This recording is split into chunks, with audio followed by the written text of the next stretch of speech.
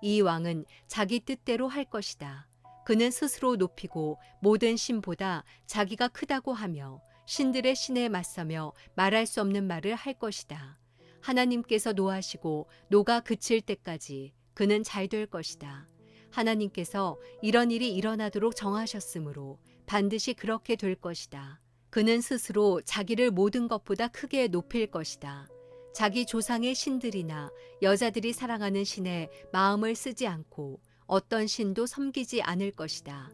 그 대신 그는 요새를 지키는 신을 공경할 것이다. 또 자기 조상들이 알지 못하는 신에게 금과 은과 보석과 값비싼 보물을 드리며 섬길 것이다. 그는 이방 신의 도움으로 싸워서 가장 강한 산성들을 얻을 것이다. 그는 자신을 왕으로 받아들이는 사람에게 여러 백성들을 다스리게 하며 뇌물을 받고 땅을 나눠줄 것이다. 마지막 때가 되면 남쪽 왕이 북쪽 왕을 칠 것이다. 그러면 북쪽 왕은 전차와 기마병과 많은 배를 거느리고 회오리 바람처럼 빠르고 강하게 그를 치러 올 것이다. 북쪽 왕은 여러 나라에 쳐들어가 물이 휩쓸듯이 나라들을 지나갈 것이다. 북쪽 왕은 또 영광스러운 땅에 들어갈 것이다. 그리고 많은 나라들을 쓰러뜨리겠지만 에돔과 모압과 암몬의 높고 귀한 사람들은 그의 소나귀에서 벗어날 것이다. 그가 여러 나라의 힘을 뻗음으로 이집트 땅도 피하지 못할 것이다. 그는 이집트의 금은과 모든 보물을 자기 손에 넣을 것이다. 또 리비아 사람들과 에티오피아 사람들도 그를 따를 것이다. 그러나 동쪽과 북쪽에서 들어온 소식을 듣고 그는 걱정하고 크게 화가 나서 나가 많은 사람을 무찌르고 죽이려고 할 것이다. 그는 바다와 영광스럽고 거룩한 산 사이에 자신의 왕실 장막을 칠 것이다. 그러나 마지막에 이르러서 그를 도와줄 사람이 아무도 없을 것이다. 다니엘 12장. 그때 내 민족을 지켜주는 큰 천사 미가엘이 일어날 것이다. 나라가 생긴 때부터 그때까지 없던 큰 고통이 있을 것이다. 그러나 그때 내 백성들, 곧 그 책에 이름이 적힌 사람은 누구나 구원을 받을 것이다. 땅의 흙 속에서 자는 사람들 가운데 많은 사람이 깨어나서 어떤 사람은 영원한 생명을 받고 어떤 사람은 욕과 함께 끝없이 부끄러움을 당하게 될 것이다. 지혜로운 사람은 하늘이 밝게 빛나는 것처럼 빛날 것이고 많은 사람들을 의로 이끄는 사람은 별처럼 영원히 빛날 것이다. 너 다니엘은 마지막 때까지 이 말씀을 간직하고 이 글을 은밀하게 덮어두어라. 많은 사람이 이 참된 말씀을 찾아서 이리저리로 빨리 왔다 갔다 할 것이다. 금요일 아침 하나님 말씀 묵상하고 기도하는 아침 기도회 시작하겠습니다. 오늘은 다니엘서 11장 36절에서 12장 4절까지의 말씀을 함께 나눕니다. 오늘은 먼저 속된 표현을 좀 한번 써야 될 것 같습니다. 탐욕적인 인간은요, 그 갈 때까지 간 그 끝에 무엇이 있습니까? 자신을 신의 자리로 올려놓는 것이 탐욕적인 인간의 끝입니다.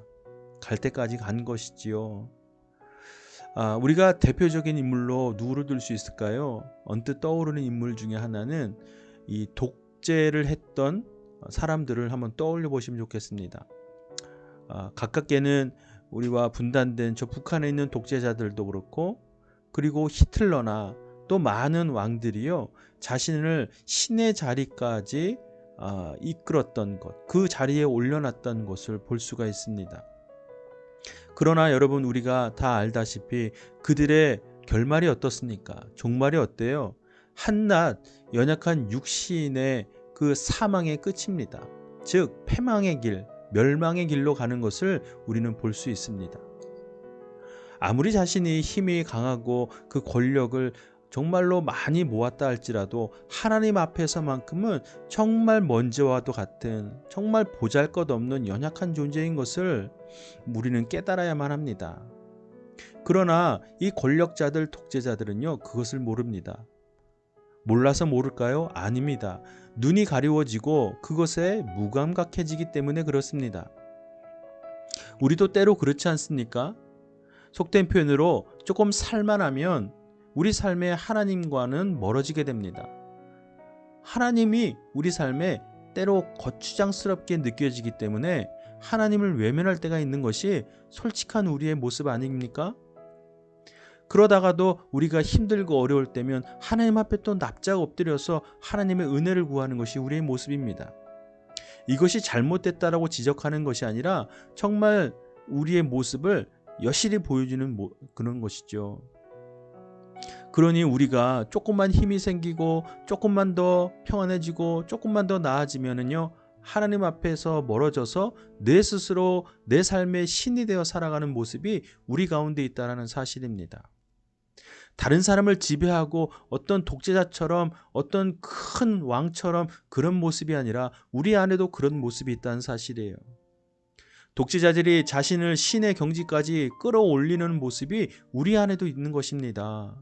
하나님이 필요 없습니다. 내 삶에는 하나님이 그저 거추장스러운 장애물, 방해물일 뿐입니다. 나는 내 스스로의 힘을 믿고 살아갈 것입니다. 라고 하는 마음 먹는 그 마음이 나 자신을 신의 자리로 올려놓는 것입니다. 오늘 말씀을 통해서 우리는 이것을 발견해야만 합니다. 또한 우리는 이들의 결말이 어떠한지를 꼭 마음에 새겨야만 합니다. 그것은 결국 사망의 길, 멸망의 길입니다. 하나님을 떠나는 삶은 멸망 그 자체입니다. 사망이 그저 기다리는 것입니다. 하나님께서 하나님의 사랑하는 자녀들을 향해서는요, 이것을 허락지 않으십니다. 하나님께 돌아와서 하나님 앞에 인정하고 하나님 나의 삶의 주인이십니다 라고 인정하며 사는 삶, 그 삶을 사는 자녀들에게는요, 영생의 축복, 또 하나님께서 하나님 나라의 백성으로 살아갈 수 있도록 허락하시는 그 구원의 축복을 허락하십니다. 여러분 이것을 믿으십니까? 그렇다고 한다면 어제부터 이어진 말씀에 계속 여러분 이어지는 말씀인데, 우리 마음 가운데 탐욕을 제거할 때 이제 우리는 하나님 앞에 나아가 하나님이 내 삶의 주인이십니다 라고 고백하는 삶을 살아가야만 합니다. 나는 결코 내 삶의 주인이 아닙니다. 내 삶의 신이 아닙니다 라고 고백하는 그 고백, 그것을 하나님이 기뻐하시니 이제 그 고백을 드리며 오늘 우리에게 허락하신 이 하루도 우리 함께 살아갑시다.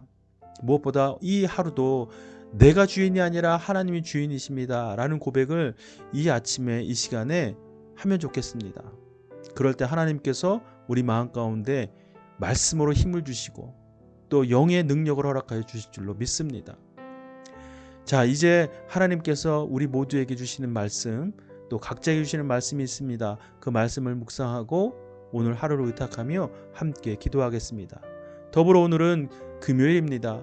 저녁 시간 9시에 함께 모여서 우리가 함께 기도에 함께하면 좋겠습니다. 그 기도 가운데 하나님께서 여러분에게 주시는 음성이 있습니다. 기대하는 마음을 가지시고 그 시간에 동일하게 함께 영상으로 모여 기도하겠습니다.